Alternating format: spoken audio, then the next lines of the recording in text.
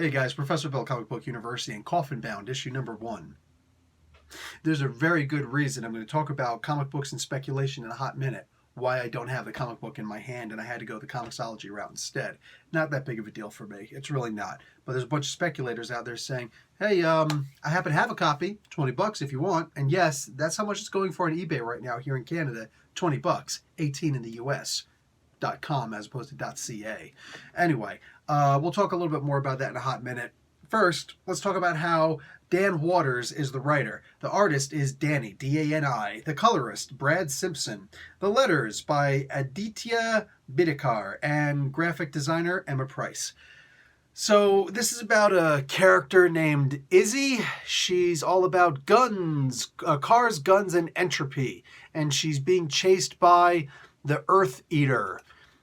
Yes, Eaters of Earth. They're weirdly strange. Basically, this guy who can eat parts of Black Earth, and then the Earth tells him where to find people, bounties, and they pay exorbitant amounts of money.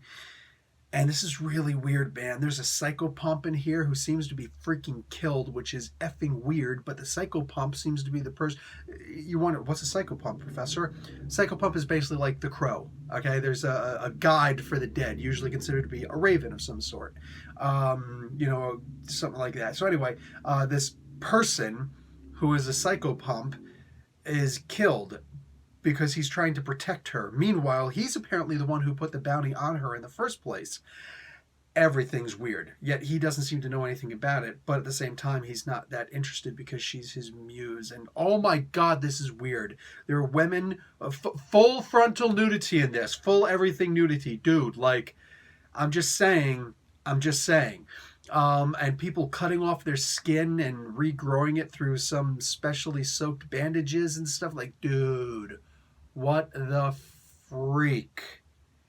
This is a really weird comic book, my peeps.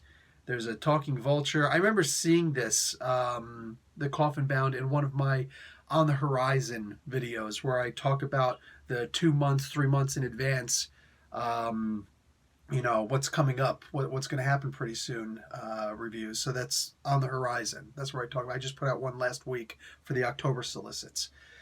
Yeah, all of it, freaking weird, man. Freaking weird. Oh, by the way, those August solicits will also, the October solicits will also have the Comic Fest stuff for Halloween, just saying.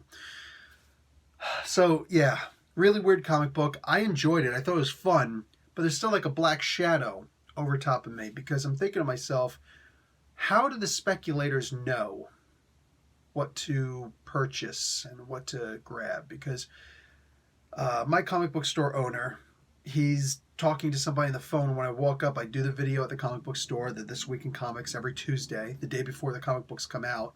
I go to the comic book store and I talk about all the comic books, and I show you guys all the cool comic books that are coming out for the week.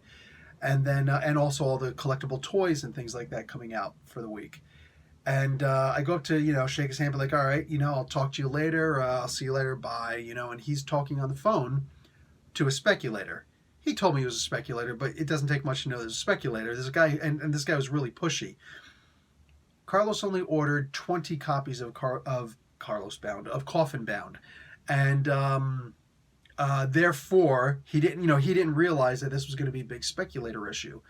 So, there's a difference between a speculator and a scalper. And he knows when someone's a straight up scalper. So this guy's on the phone and he's trying to, order as many as he can. And Carl's saying, I can only give you one. I only got 20 copies in. He's like, well, then you can give me 3. He's like, listen, you have a pull bin here. I will hold 1 for you.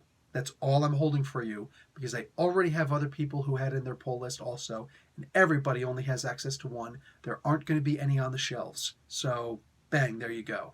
I couldn't even get a copy to review myself. Hence, the, I was going to just review it there, right? Hence the comicsology. But yeah, like this dude was, and I very rarely see Carlos get angry at a customer. But this guy, he was just so pushy. No, dude, just please let me get 3. And right now they're going for $20. $20 on Amazon. EBay.ca. 18 on Amazon.com. I'm really curious how speculators know which ones are going to be so special, which ones are going to be so important. I see bids on some of the lower ones, like 3 bids here, and whatnot. And usually there's a lot more, but it's an indie comic and it is what it is. And I don't know. I'm genuinely curious. And you know what?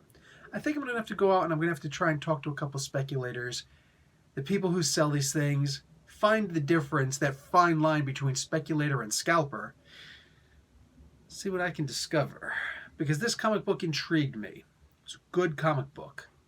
How did these guys know that this was one of the ones they were going to pick up? Because a lot of issue 1s came out this week and last week. And yet, none of those are going for $20. It's up to you guys. Figure it out. Professor Bill, Comic Book University. Class dismissed.